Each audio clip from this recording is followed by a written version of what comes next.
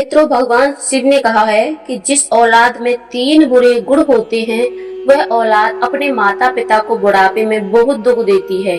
चलिए जानते हैं कि वे कौन से 3 गुण हैं। अत्यधिक घमंड, असंस्कार, मनमानी और अबजा। अब आइए इस विषय में भगवान शिव द्वारा सुनाई गई एक अद्भुत कथा सुनते हैं। एक बार की बात है, देवर्षि नारद जी ब्रह्मांड भ्रमण करते करते कैलाश पर्वत पर पहुंचे। वहां भगवान शिव नंदी के साथ विराजमान थे। नारद मुनि ने प्रणाम करके कहा, हे प्रभु, मैंने पृथ्वी लोक पर देखा है कि बहुत से बेटे बेटियां अपने माता पिता का सहारा बनने की बजाय उन्हें दुख देते हैं। कृपया बताइए ऐसी औलाद किन कारणों से बिगड़ जाती है। भगवान शिव ने मुस्कुराते हुए कहा, हे नारद, आज मैं तुम्हें एक प्राचीन कथा सुनाता हूँ। इसे ध्यान से सुनो।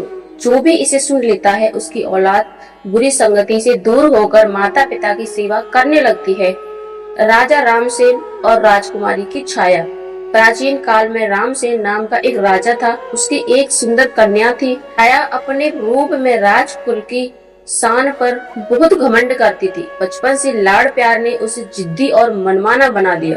वह किसी की इज्जत नहीं करती थी। चलते फिरते लोगों का अपमान करना उसकी आदत थी। भगवान शिव कहते हैं, हे नारद, जो माता पिता बच्चे को अंधा प्यार देते हैं उनकी गलती पर कभी नहीं टोकते, तो वही बच्चे आगे चलकर उनके लिए बहुत दुख का कारण बनते हैं।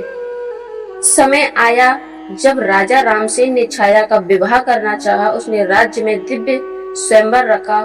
देश देशांतर से कहा, राजकुमार आए। छाया हाथ में माला लेकर दरबार में पहुंची, परंतु उसकी घमंड भरी नजर हर राजकुमार का मजाक उड़ाने लगी।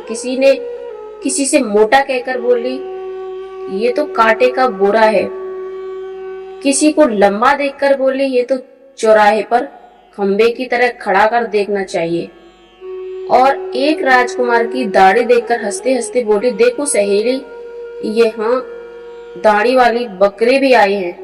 उनकी कटु वाणी से सारे राजकुमार अपमानित होकर दरबार से चले गए। राजा रामसेन यह सब देखकर क्रोधित हो उठा। उसने भरे दरबार में घोषणा की, मेरी बेटी ने योग्य राजकुमार का अपमान किया है। अब इसका विवाह किसी राजकुमार से नहीं बल्कि एक भिखारी से कर दूंगा। इसी बीच दरबार के बाहर एक भजन गाता हुआ भिखारी गुजर रहा था।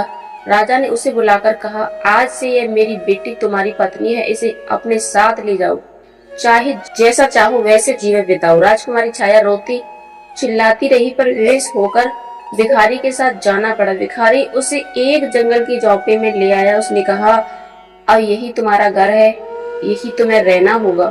छाया महलों की पली थी। उसे काम करना नहीं आता था, पर मजबूरी में झोपड़ी साफ करनी पड़ी, खाना बनाना पड़ा और भिखारी की डांट भी सुननी पड़ी। धीरे धीरे घर का सारा अन्न समाप्त हो गया। भिखारी बोला, अब हमें श्रम करना होगा, तुम बाजार में जाकर आम बेचो। राजकुमारी ने अनिच्छा से यह काम किया। कभी सिपाही आम फेंक देते, कभी लोग मजाक उड़ाते। धीरे धीरे उसका घमंड टूटने लगा। फिर भिखारी ने उसे राजा की रसोई घर में काम दिलाया। राजा रसोइयों के साथ काम करने लगी। वह रोज खाना बनाती और बचे हुए भोजन से अपने झोंपड़े में गुजर बसर करती। एक दिन राजमहल में बड़ा उत्सव हुआ। छाया रसोई से झांककर महल की भव्यता देख रही थी और अपनी किस्मत को कोस रही थी।